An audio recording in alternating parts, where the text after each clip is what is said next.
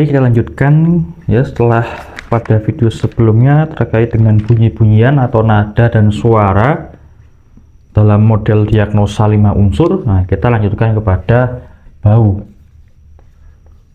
Nah, bau ini adalah keluar dari tubuh klien. Nah, sehingga ini kita diagnosanya melalui penciuman. Ya, kalau bunyi suara itu kan melalui pendengaran, kemudian kalau warna wajah itu kan melalui pengamatan ya atau penglihatan. Nah, sekarang bau ini adalah melalui penciuman. Ya, yang keluar dari tubuh klien atau bisa juga kita bisa mengindra, mencium itu pada pakaian klien atau bisa juga pada kasur, bantal, kemudian selimut dari klien ya, seperti itu, atau di ruangan kamar klien seperti itu. Nah, ini juga bisa kita cium secara langsung, bisa kita tanyakan kepada klien atau pada pendamping dari klien. Nah, seperti itu.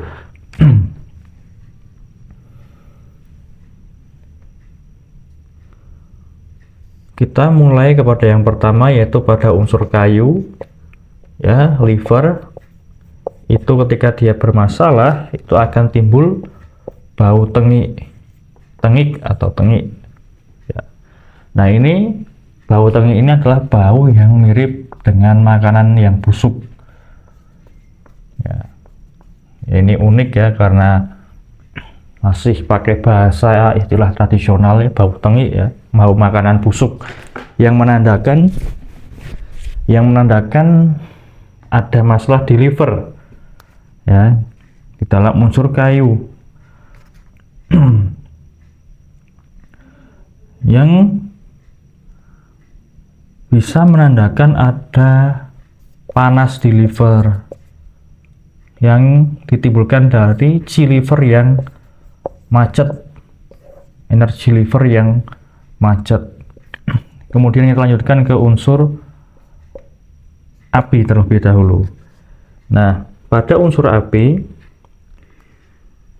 yaitu pada organ jantung biasanya adalah bau seperti bau terbakar atau bau gosong.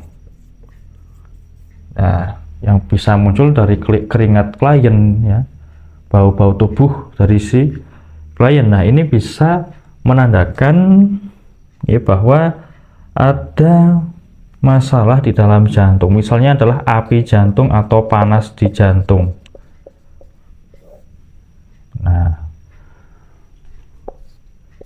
kemudian pada unsur tanah ini unik juga, yaitu limpa ya, tanah limpa, yaitu baunya bau manis. Bau manis itu seperti bau gula, seperti bau madu ya.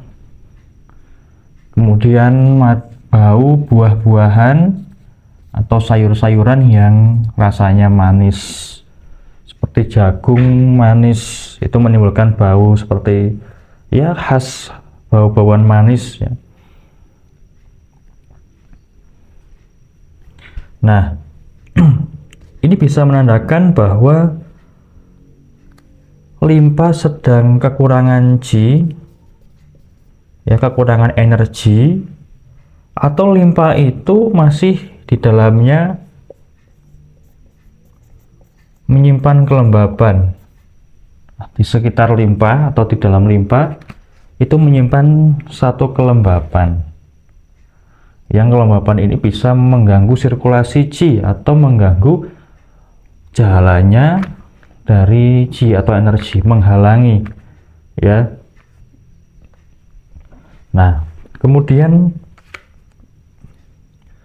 pada unsur logam biasanya adalah baunya adalah bau busuk.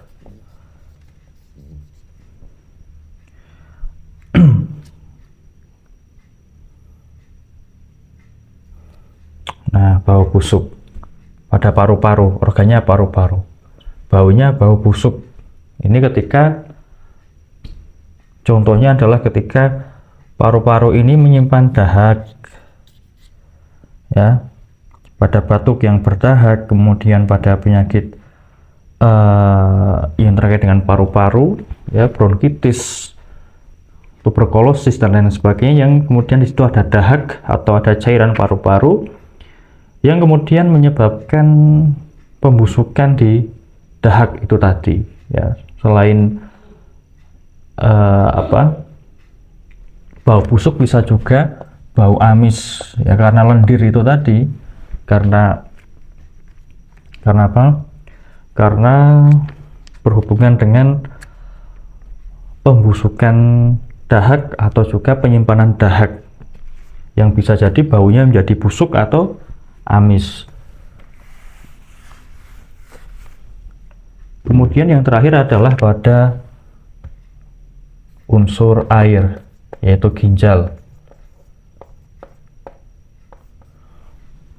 Bau yang ditimbulkan itu bau busuk, bisa juga bau tengik.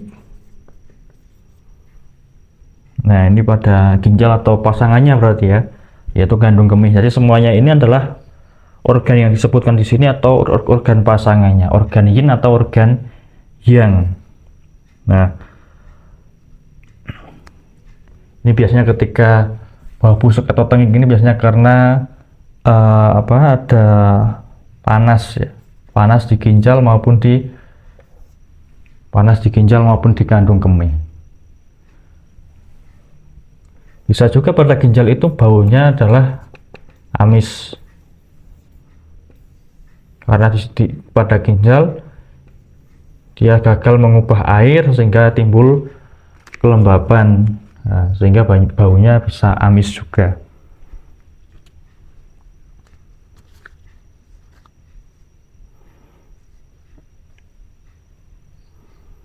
Nah, kemudian ada satu catatan bahwa bau-bau ini juga tidak bisa kaku, ya, karena teori 5 unsur itu tidak bisa kaku. Dia itu harus dilengkapi dengan teori-teori yang lainnya. Karena apa? Satu catatan, karena kadang-kadang juga tidak sesuai dengan sistem yang agak kaku ini. Misalnya ketika ada bau busuk, ya, atau bau tengik, itu secara umum adalah petunjuk panas di organ. Jadi tidak spesifik merujuk ke liver atau ke ginjal atau ke paru-paru, tapi bisa di organ-organ yang lainnya, tidak kaku seperti itu. Tapi secara umum nanti bau busuk, bau tengik itu menandakan ada panas di suatu organ.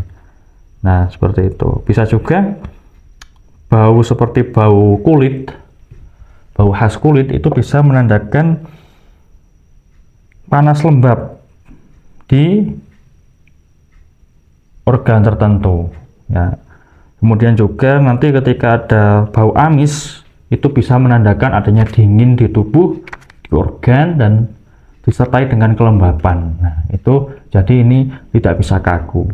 Banyak catatan-catatan yang lain, tapi ini bisa sebagai pedoman dasar, sebagai basic knowledge, sehingga ini sebagai pengetahuan dasar bahwa bisa juga ini diterapkan, tapi tidak boleh secara kaku, harus